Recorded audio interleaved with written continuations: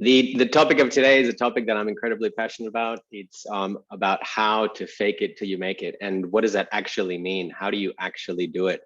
We keep hearing that this is something that you can do, that you should do, but quite honestly, I haven't really seen anyone sort of explaining it, which is the reason behind this today.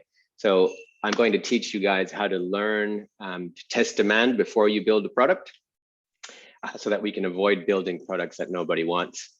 Just a little bit of the agenda and some housekeeping for today. We'll go through what the problem is. Why is this? Why do I believe that there's an opportunity to solve a problem here? We'll go through the 3 steps to fake it till you make it. We'll do a little wrap up at the end, and then we'll finish off with the Q&A. If you have any questions, please pop them into the chat. And don't worry about like screenshots or any of that, because I'll share the link to this Miro board after the presentation. So just try and listen in as much as you can. So the 3 takeaways for today, we're going to go through a framework to help you test ideas before you build them. I really want you to walk away with the feeling that you can do this even if you're not a dev or a designer. And I really want to stress the importance that first get the data and then the funding will come. So don't try and build before you get the data. Don't try and do a hell of a lot before you get the data. And what I'm going to explain today is how to get that data. So what is the problem? And why did I think that this was something worth talking about? I'm not on my own here, but if you think about the traditional kind of entrepreneur or the founder's journey, people have a great idea. They might quit their day job. They start building a website. Shortly after, they start building a product. They go cap in hand trying to get funding. Only then do you try and start to get some sales. But unfortunately, most products fail and most people get slapped in the face by the market. You get positive and negative signals along the way. And what I'm going to try and convince you to start doing today is pretty much at this stage here. I want you guys to stop before you start building a product and start considering validating. And I'm going to show you a couple of things that you can do to start validating. What I mean by validating is getting proof that there is demand for your product before you actually build it, getting proof that there is a market and that someone is actually willing to part with their money before you've actually spent any time on developers or code or anything like that. So the first tip I have for you guys today is, look, don't start building until you have proven demand. If you can show the traction, you will be able to convince investors the funding will come. So don't stress about that too early in the piece. It's super exciting and it's easier than ever to build software, but by faking it first, you're going to avoid blowing money on devs. You're going to avoid missing out on information and feedback from customers. There's this thing called the Ikea Effect. So if you build a piece of furniture, you end up being more attached to it than if you just bought it at the store. And you're going to avoid going into this habit of building and building and building more features. And then the product is never ready because there's always this extra feature that you need to build. And imagine all of that time and effort spent building features only then to realize that your product doesn't have a market or no one actually wants it. So ending up in the startup graveyard. So why this webinar? So look, we are increasingly making more and more commitments towards net zero. If we have any hope in hell of reaching those commitments, we don't really have time for climate techs to build products that nobody wants. So today we're going to show you how to find what customers want and show you how to save time and money in the process. So we're going to cover a little bit about who is your customer, how do you find that customer, what is the value prop that you have for that customer, and how are you going to test that value prop. We're probably going to spend the most time on how you test that value prop, and I'm going to share a couple of examples of how I've done that in the past with some other startups. So a little bit about us. We're all about helping climate tech succeed. We're all about trying to help you guys find practical solutions exactly by finding products that customers want.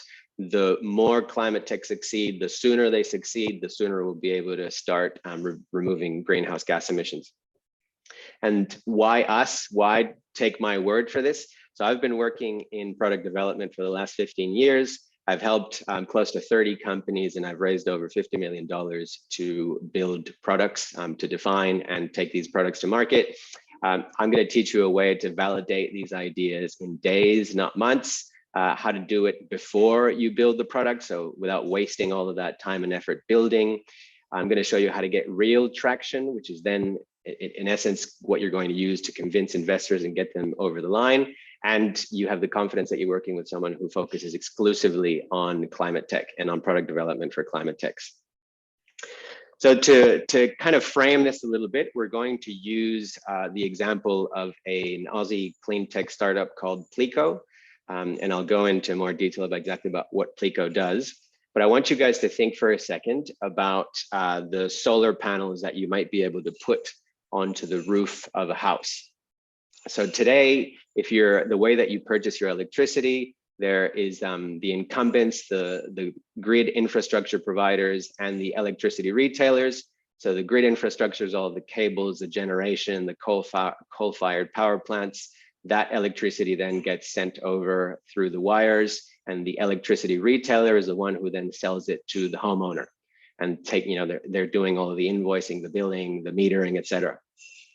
Now, what Plico is proposing to do is to create this sort of idea of solar as a service. So if you've ever considered solar, solar is quite expensive, and there's a big sort of outlay out of pocket that you have to do upfront. And it takes a long time for you to make your money back. And obviously not everyone has a lazy 10, 15 grand sitting around to just go and say, yeah, I'm gonna put solar on my roof. So Plico have partnered with a company called Redback. Redback as another Aussie clean tech startup. Redback provide the solar panels, the inverter, the battery, and the mobile app that allows you to connect that. So Plico is basically becoming like a retailer, and they are using Redback's equipment to put it on your roof. But the secret sauce, or the special ingredient, I guess, is that you don't have to fork any of the money out. But instead, Plico has sort of packaged it all up in a nice kind of finance arrangement. You only pay a cost per week. You have $0 upfront. And so they're removing that barrier of you having to stump up a whole bunch of money for you to get solar on your roof. But it doesn't end there. In turn, Plico is partnering with different installers. So they're not like an installation company like many other solar providers out there, but they partner with different tradies to install them. And in turn, Plico is owned and operated by another mob called Starling Energy Group, and they are the virtual power plant developers. So if you don't know what a virtual power plant is, imagine a whole bunch of people in your neighborhood have put solar panels and batteries on their roof. And so now you have a number of people that have got some sort of storage capacity, so electricity stored in batteries in those houses. And a virtual power plant is basically you're connecting all of those houses, and now all added up together, they represent a significant amount of electricity that's been stored in those batteries. And they, in turn, are able to sell that stored electricity back to the fat cats, back to the incumbent energy retailers. So instead of having to buy from the grid, electricity retailer might be able to buy from a virtual power plant operator. And then in turn, there is a clean energy finance provider who is the one who is footing the bill for all of this. So it's quite a multi kind of pronged business model. It's not as simple as just they are an installation of solar panel companies, but instead they have all of these different sort of stakeholders involved. And their vision is to create these sort of microgrids, create these virtual power plants, create energy independence. I should probably say that I'm not sort of employed by Plico or haven't been asked to use Plico in this example. I am a customer of them, and I just really liked their value proposition and the way that they put everything together, which is why I thought I'd shed some light on it. So we're going to use Plico as the example of the clean tech that we're going to sort of unpack today.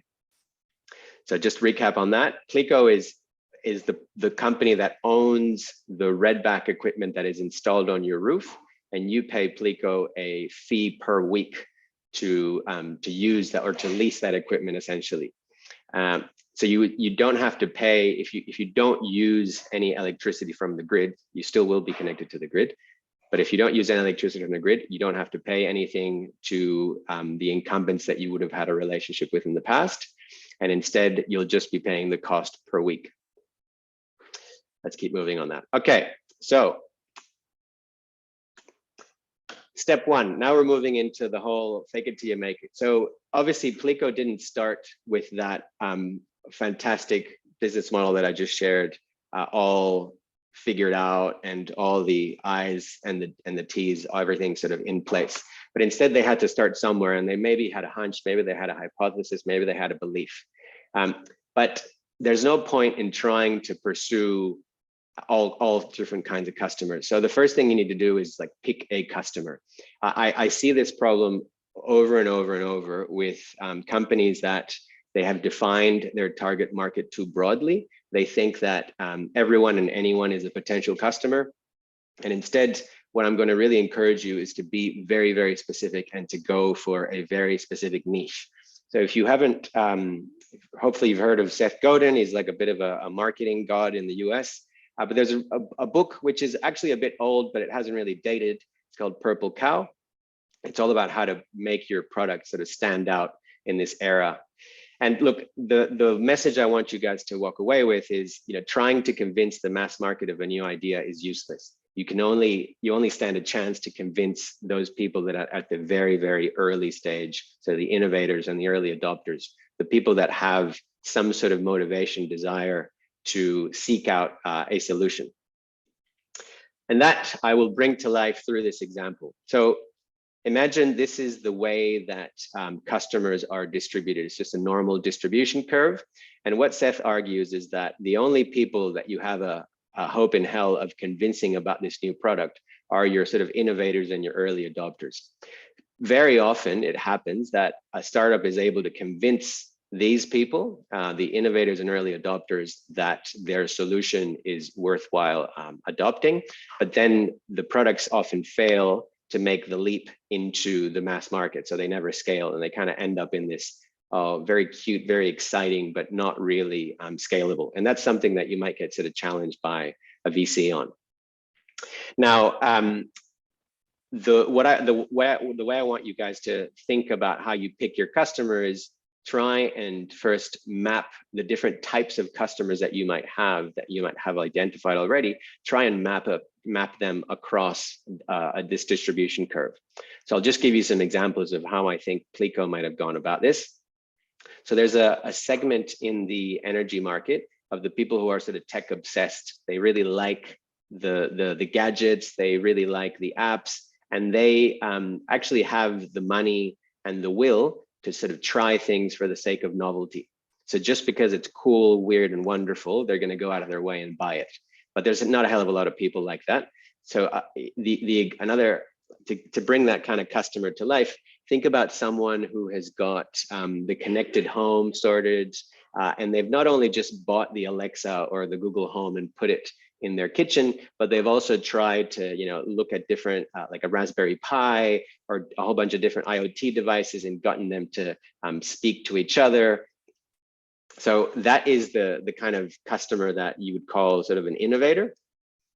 Then on the sort of early adopter, you might start to look at people who are emotionally driven. So the people who are green obsessed, sustainability obsessed, and they will take all the steps within their means to try and reduce their carbon footprint as much as possible.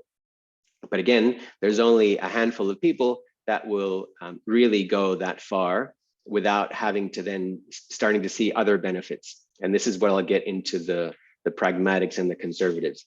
So the first chunk of mainstream customers, the pragmatics, is somewhere where I'd like you guys to pause and think about for a second.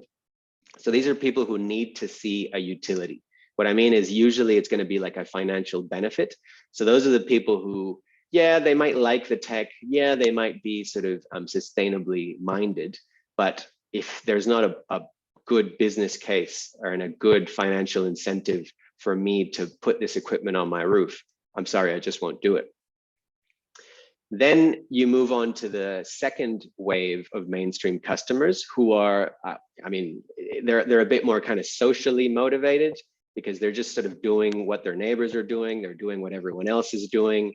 They're not really seeking these things out, but eventually it lands on their lap and they're like, yeah, okay, the numbers make sense. I like to do the right thing by the environment.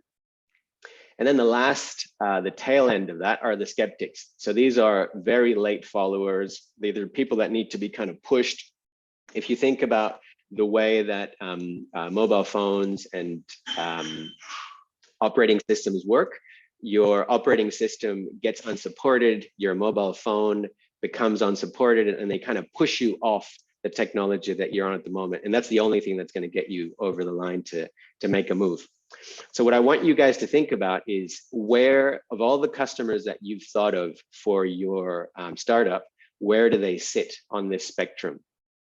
And don't worry about the skeptics, don't worry about the conservatives, don't even worry about the pragmatics. Instead, your only hope in hell, at least when you're getting started, is to acquire these people, the people that are on the very early end. And the thinking is that if you are successful here, then at least you have a hope of some of that jumping over the chasm into the pragmatics. It's just, you don't stand a hope in hell of getting any traction with the big blob until you have some traction with the early adopters and the visionaries. So how do you go about defining that customer? Look, have a think about, again, just broad brush where they sit on that distribution curve. Have a think about what their defining behavior might be. Have a think about the different interests, the needs, and the pain points that each of them might have. So let's just zero in for a second on the people who are on the first three. So the tech obsessed might be really upset that the applications don't communicate to each other. So they've got the app from Google Home, the app from Redback, and a whole bunch of different apps that don't talk to each other, and that might be a problem to them. The green obsessed are upset that solar panels only work when the sun is out. So they might be actually pretty receptive to a battery, but maybe they don't have the funds for a battery. And the budget conscious consumer will be very obviously conscious about the upfront cost, conscious about the payback, how quickly that's going to make sense to them. So Plico is focusing squarely on this space right here. They're trying to get people to jump the chasm. They've structured their value proposition in a way that makes sense to the budget conscious, but is still sort of appealing to the green obsessed. They haven't really done anything to appeal to the tech obsessed, and we'll go into a little bit more detail on that now. All right. So what I want you to take away from that is, don't worry about the mass market, and your only hope in hell is to convince the innovators and the early adopters first. All right, so let's move on to step 2. And what do we mean about defining a value prop? So when we defined our customer, we looked at pain points, needs, defining behaviors, and those are the very things that you're going to try and link back to when you're defining a value proposition. Value proposition, it often gets sort of confused with marketing speak and with sort of headline kind of billboard type information. But instead, I want you to think about it really simply and kind of maybe break it down this way. So what are the main features of your product or of your solution that you have thought of? Doesn't matter if they don't exist. So in Plico's case, it was the fact that you don't need any upfront payment, that there's a weekly fee. The other feature is that it's a package that is made up of solar panels, inverters, and batteries. Another feature is that it comes with a mobile app. And the last feature is that you are part of this community and you are part of this virtual power plant, and you're kind of doing your thing for the greater good. Each one of those features in turn has some sort of key messages and sort of supporting elements of those product features and how that value proposition comes to life through those key messages. And each one of those value propositions in turn has some benefits. So I'll go with the financing one. The fact that my product and my financing is built that way means that I pay $0 up front. One of the taglines could be that I'm getting solar for less than your current electricity bill. And the benefits are obviously that I'm saving money and that you've made it easy for me to act now because you've removed the financial barrier. So again, just think about for your specific customer, because each value proposition will be different for each one of these different segments. The value proposition that I use for skeptics, even though I shouldn't even target those people, is going to be completely different than the value proposition that I'm using for innovators. And again, just as a reminder, Plico is targeting somewhere here. So between early adopters and the majority. I mean, Plico isn't really a startup anymore. They have some traction they're going, which is probably why they're positioning themselves that way instead of just over on the far left. So for those green obsessed and mass market that are budget conscious, these might be elements of the value proposition that resonate with them. So don't be all things to all people and develop a really clear value proposition for your segment. If you have multiple customers, then you absolutely need multiple value propositions. In the beginning, you won't know who your customer is. You won't know who's sort of more receptive. So you almost necessarily need to have multiple value propositions. And I'm going to show you how you can go about testing them. So you can really see in Plico's social media posts and in their ads, you can see that they are already sort of articulating some of the elements of that value proposition. So they're going, solar and battery, it's one bundle. They're going about, hey, it's not just when the sun is shining, it shouldn't cost you a fortune. So it's not, what I want you to take away from this is anyone can create a Facebook ad or an Instagram ad. If anything, it's almost like too easy to spend your money on ads because Facebook have done this so well. But you don't need to be a designer. You don't need to, you can do this all on Canva. On the free account on Canva, it's already got all the different sort of sizes and shapes for all the different social platforms. It's just really easy to start getting these messages out there and to start to see who's engaging with them. All right. So now we're going to go into step 3, which is where we're going to spend the bulk of our time remaining today. So step 3 is defining those experiments. So we've identified a customer, we've identified a value proposition, and now we need to go about experimenting. We need to go and do some activities that are going to help us test that demand before we've built the product. Everything we've done up to now, we can just do in a couple of workshops with our co-founders, just getting our heads together on a Miro board like this, just putting kind of post-it notes down. If you kind of follow the structure that I'm suggesting, what we're going to talk about now is how you define those experiments. So this kid here holding the little banner with his intellectual property is this thing that's called the ascending transaction model. So it's a little bit like a content marketing funnel meets sales sort of strategy. So think about it in terms of the value that you are delivering to your customers or to your prospects. The value is increasing as that customer or that prospect is engaging more and more with you. The value is increasing, the value to them is increasing as you are qualifying them further and further closer to a sale. And we'll go through this now. So look, first of all, the first step, it's even kind of off this spectrum, is what I call the hook. The hook is something just to kind of pique their interest. The hook could be an ad. The hook could be anything. It's like that first, what plants the seed. It could be like a word of mouth referral. It could be an ad that they saw on social. And all your goal with that hook is just to pique their interest. It's like, oh, it might be something a little bit confrontational in a good way. The hook is then followed by some sort of content, and the content is just kind of providing further depth to the hook. So all you want to do there is to capture the attention and make yourself relevant. Why do you have a claim to make in this space? That is then followed by what the ascending transaction model calls a gift.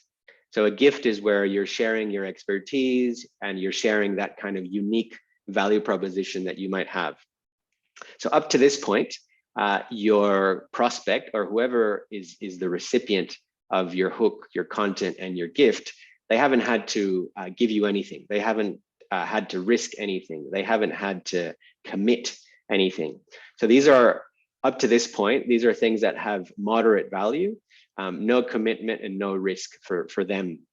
So they're not signing the dotted line. They're not sort of putting their credit card details down. They're just sort of engaging with what you have. And they're like, okay, this guy seems to know what he's talking about. Tell me more. That's ideally what you want to leave them with. But then you start to move into the product for prospect. So up to this point, you've sort of qualified people and hopefully identified a lead from the back of that. And now your leads are the ones that you're going to try and qualify further and deeper and closer to your core product. And that's where you sort of go, you're kind of middle of the funnel now, and you're trying to demonstrate specific capabilities, and you're trying to also increase the value that you give to them. But in exchange for increasing that value, you want to get some sort of commitment back from that prospect, until eventually you've qualified them enough and you've gotten more commitment and you get to your core product. And that is, you know, your complete solution, full commitment. Now, the best way to understand this is, look, as people are increasing their engagement with you, as you are qualifying them deeper and deeper into your sales funnel, basically, you are getting different metrics or different sort of forms of payment. So what do I mean by that? When someone is just looking at an ad and just looking at that sort of hook that you put out there, the best bit of metric you're going to get is like an open rate. You might get some Facebook likes for your post. Then if you manage to get them to take the next step and engage with your content, you might see some visitor numbers on your page. You might see some video views. If you then get them deeper into the gift is now where you're starting to collect something in exchange for that value that you're giving them. So this is where we think about things like a work email or a mobile number.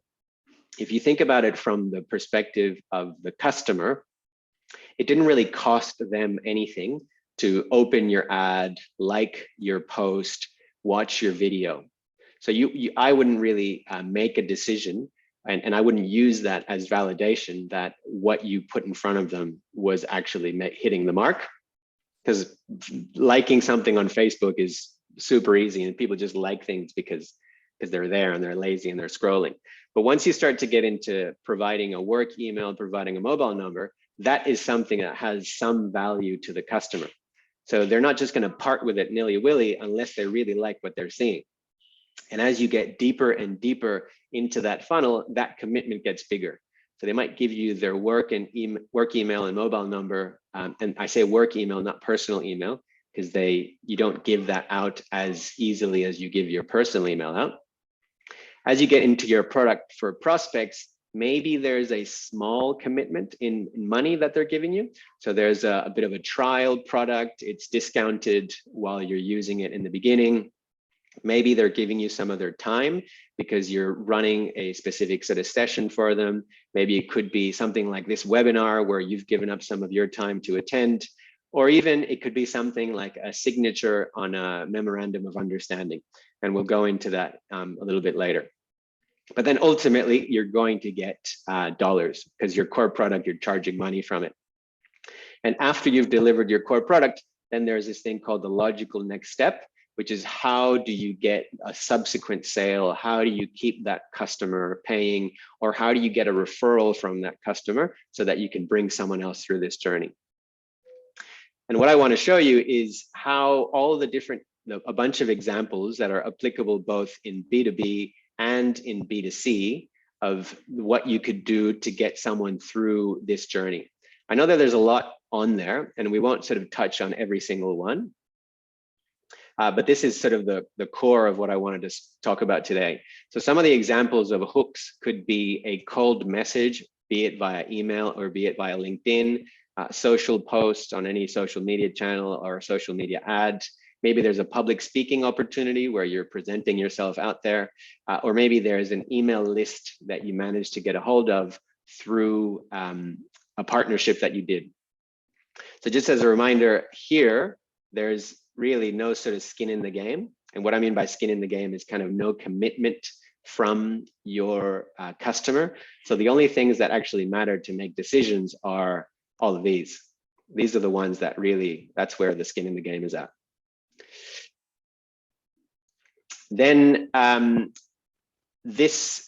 as we move on into content, it's again, kind of all the sort of stuff that you find on websites all over the place, whether that's a blog, maybe that's some sort of checklist. Again, the key here is that you're giving value to customers. You're giving value away, you're giving IP away, and you're positioning yourself, you're capturing their attention, and you're making yourself relevant to that context. Maybe you're giving some how-to videos, podcasts are kind of crazy popular nowadays. Eventually you start to move on to things where they do have to give you something. They do have to give you their work email or mobile number. And you start talking about landing pages. Maybe there's a gated white paper, subscribing to a newsletter, and so on and so forth. So this area, or this end of it, is probably the most relevant to B2C, low margin, high volume businesses. Whereas I've seen most B2B businesses, they kind of come unstuck in the latter stages of that. So B2B tends to be, it's less a problem about volume, and it's more a problem about conversion at the point of sale. So when we're talking about contracts, and B2C tends to be like, how can I get enough volume into this funnel to actually get people to convert? So Plico, what they do, the example we're going to use for Plico is basically they go from a social media ad. Let me get this out of the way. They go from a social media ad on Instagram. They take you to a product page or a landing page that has an offer, and then that turns into a site visit, and then that gives you signing a contract to one of their packages. That's not the only path that they could have taken, but that is the path that was relevant to their customer and to their sales process. I know there's a lot to take in there, but we'll unpack it in a second with some examples. All right, so I want to leave you with one tip on that topic is don't just go for the path or the channel that you're most comfortable with or most familiar with. Your experiments have to be relevant to your customer's journey. So think about, where does your customer live? If your customer doesn't go onto Facebook, there's no point in trying to fish them out on Facebook. There's no point in trying to advertise there. If they're on LinkedIn, perhaps that's where you need to do it. But if they're not on neither one of those, and this is sort of boots on the ground, then you just need to rethink your approach. But it always has to make sense in the context of that customer's journey. And I've heard this over and over and over. Oh, I've had a lot of people that are interested, and a lot of people have said that they're keen when my product is ready. There's a big difference between the people who say that I'm really interested, and the people who will actually pay for it. So paying customers, I mean, I know it's a bit of it's duh, obviously. Paying customers is the best form of product validation, and that is the best form of skin in the game. But there are kind of leading indicators of skin in the game, like what I shared just before about your work email, your mobile phone, your time, a smaller commitment, that are still relevant and leading indicators that you are on the right track. And if all things go well, you should be able to convert that into a paying customer. So what could this look like for Plico? Let's kind of go back to the Plico example for a second. So Plico have got social media ads. You can create social media ads that look just as good or even better than these. To remember that they have to be relevant to your customer, and they have to really bring your value proposition to life. They are easy to create and easy to go live with. And so when you click on one of these ads or one of these posts, it takes you to this sort of landing page.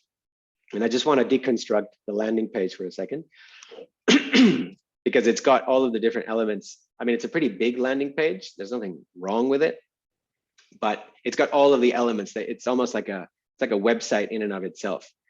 So they lead with their value proposition, and front and center, they've got a call to action to, book some time with us. Let us give you a call back, and let us come and do a site visit to your chat, obligation free. Then they go into some of the product features. They manage some of the objections, what might be the issues that people have that are stopping them from going solar. They really stress some of the elements of their value proposition around the use of batteries. They give you a bit of a calculator so you can play around. It's a little bit interactive. Again, think about the value that a customer would get from looking at this and from interacting with this.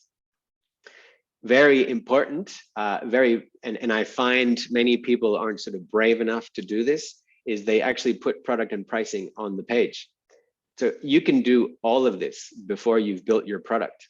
And each one of these different things is a different variable that you're testing and a different opportunity for you to know whether what you have been thinking of makes any sense to the customer. Is it the right price point? Which price point are people the keenest on? Is it the cheap one? Is it the really expensive one? Then they do a little bit of education and trying to bust some of those myths, go through the process of becoming a customer. They've got customer testimonials. And again, they're just trying to differentiate. I think this is one page, by the way, and the link is over here. I can share that with you later.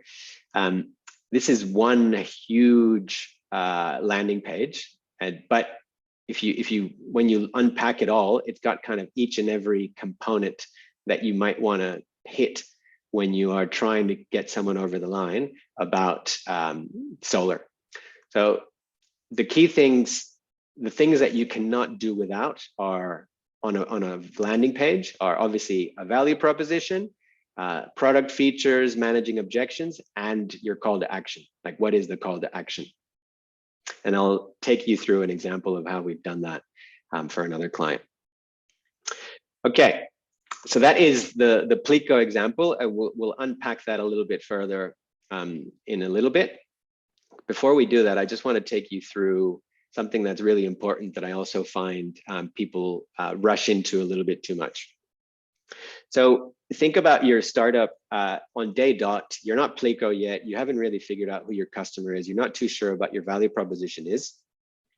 And the only people that are interested in what you offer are, or potentially interested, are the innovators, going back to that distribution curve, like the very early adopters, and your friends. Those are the people that are really going to sign up to begin with to your business. And those are the people that are like, yeah, rah, rah, rah.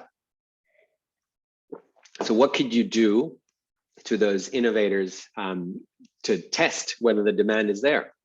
You could do a landing page like what I just showed you, and you're going to get lead details from those registrations. You could do customer conversations, and you should do customer conversations because you're going to get some qualitative feedback from that. And once you've grown out of that, maybe then you can start targeting early adopters. And similarly, you might be doing landing page experiments. You might have a product page where you're actually converting people. And once you can demonstrate you have these different metrics, you can demonstrate that you've been able to grow out of the very, very early niche into the early adopters. Maybe then VC becomes your next kind of target. That's who you want to, I guess, acquire. You want to acquire their funding. And even to pitch to a VC, you could have different versions of pitch decks with different value propositions. You could have a memorandum of understanding where you're getting some skin in the game from the VC. And that, again, gives you more validation that your idea, that your growth is on the sort of the right trajectory. Eventually, if you grow Plico, a business like Plico, enough out of the innovators, out of the early adopters, made yourself relevant or attractive to VC, that will give you the funding so that you can then start approaching your mass market homeowners. And in turn, that might make you attractive for the energy incumbents to then go and acquire you. What I want you to take away from this is that there's no point in trying and thinking about your exit strategy and thinking about how you're going to get acquired by an energy incumbent before you've solved kind of ground zero. If you can't get these people on board, you have no hope in hell of getting the early adopters, the VC, the homeowners. So give yourself permission to scale in stages. Don't worry about 10x growth on day one. I know everyone's, if you take this to VC on day one, they'll be like, oh yeah, show me your 10x. You can't, it's unfair on yourself to try and expect that from your startup on day one. So give yourself permission to scale in stages. Don't rush into code, cobble something together really simply with SaaS, so software as a service, tons of manual workarounds. And I say partner in brackets because you can sign up, register, and use a whole bunch of different products that are out there. You don't have to ask for their permission if you're using them, paying for them with your credit card. So it's amazing the things that you can do nowadays by just cobbling things together. So now I'm going to show you in detail what a landing page experiment could look like. And this is some work that we've done for a client in the past. So as I mentioned, in this particular example, we had ads on Facebook, on Google, on Instagram, and we had LinkedIn Mail. So we were targeting, this was a B2B product. And we had two versions of the landing page. Each landing page had, in turn, sort of 3 pages. The first page is where we presented the value proposition. The second page is product features and benefits. The third page is where we were capturing lead details. And then that would give us a whole bunch of data for us to be able to make decisions on next steps.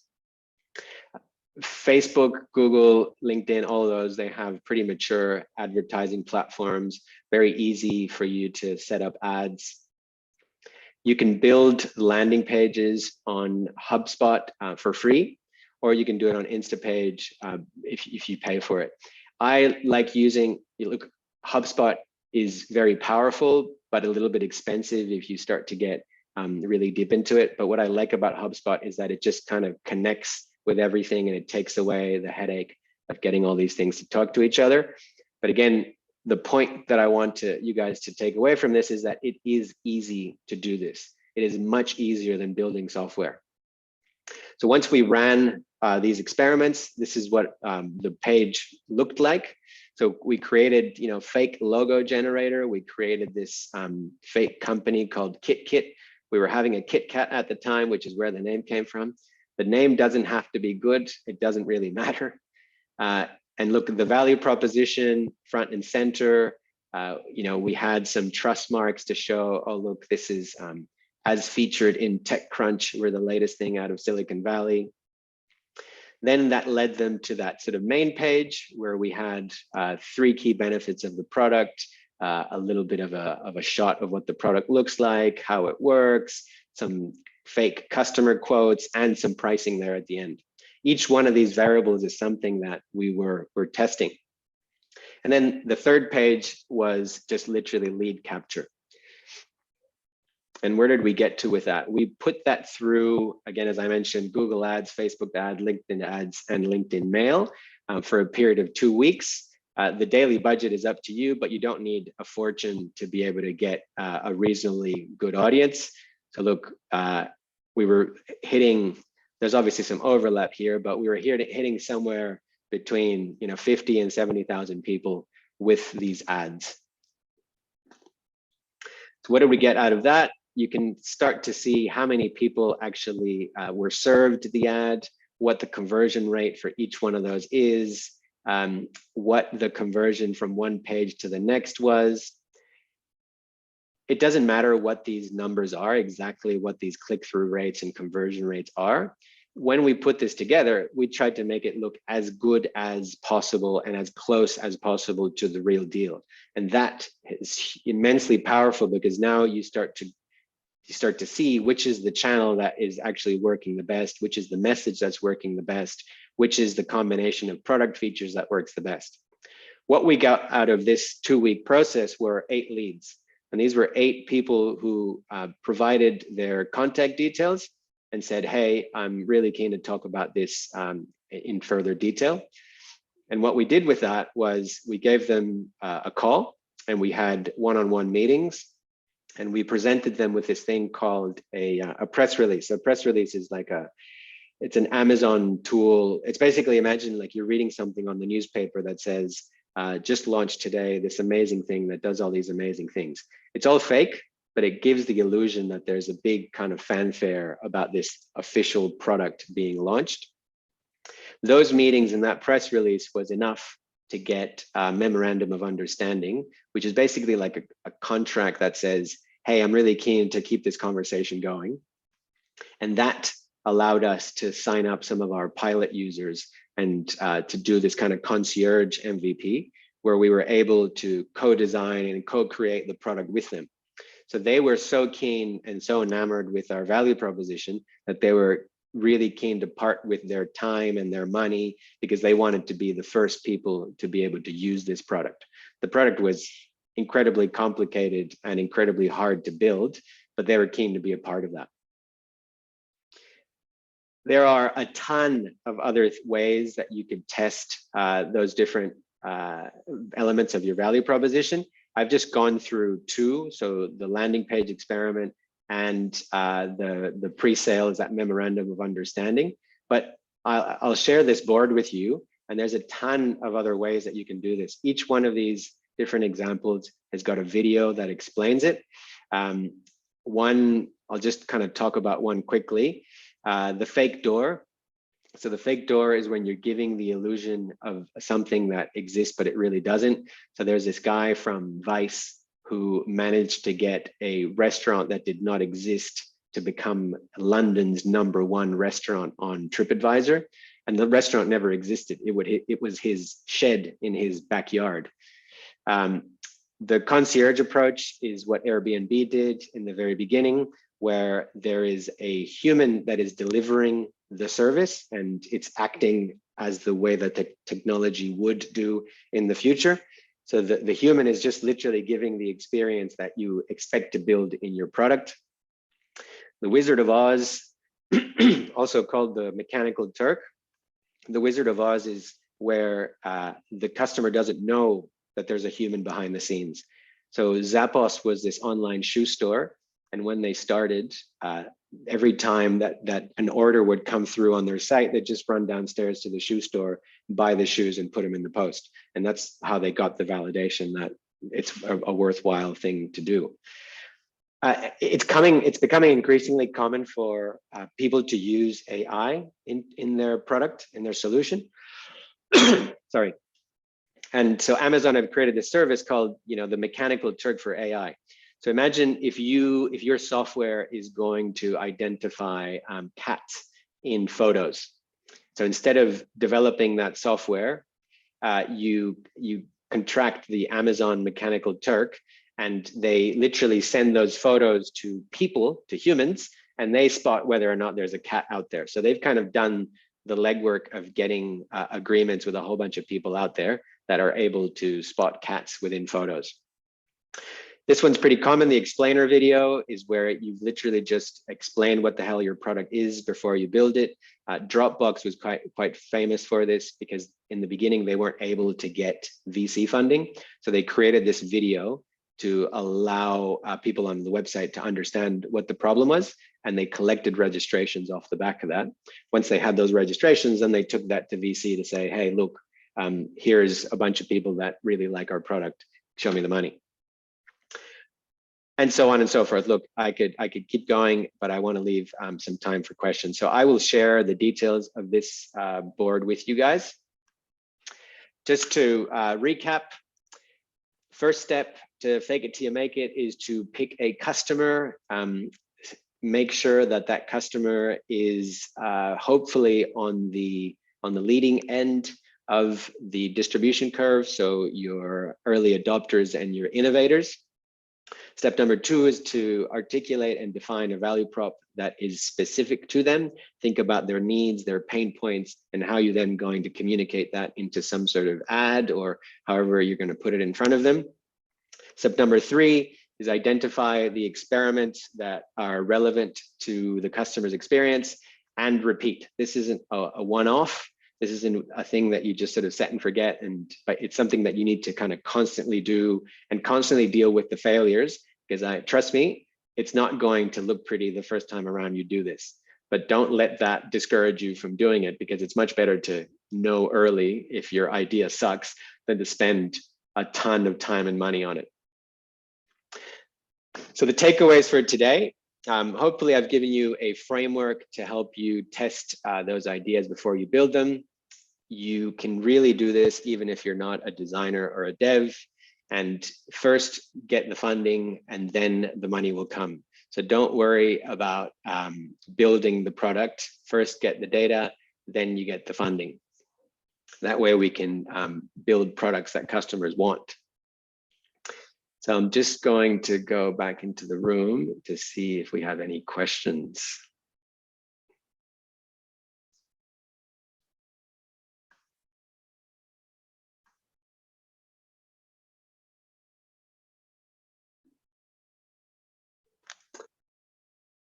Okay. All right, no questions right now. If anyone has a question, just raise it. What I will ask you to do is to please provide some feedback from today. I will share this link in the board, share this link in the chat. If you have some time, please, please, please, it would mean the world to me if you could give me some feedback. Chat, here we go. So I've just shared the link for some feedback. If you get a chance, please, it would be really important to me. And if you want the details of the board, I've just shared them here in the chat box. You can access the board, copy it, paste it. There's no kind of proprietary information in there. It would mean a lot if you have any questions or if you want to get in touch. There's my email. And look, I hope you guys took something away from today. I hope you feel a lot more encouraged to test some of your ideas before you build them. If you have already built something, it's not the end of the world. You can still do some of these tests to substantiate your next step. You can still do some of these tests to figure out how you're going to now take that product to market, what channel, what messaging, etc. So thank you very much for your time today. And hopefully we can all start solving this problem sooner rather than later. Thank you so much.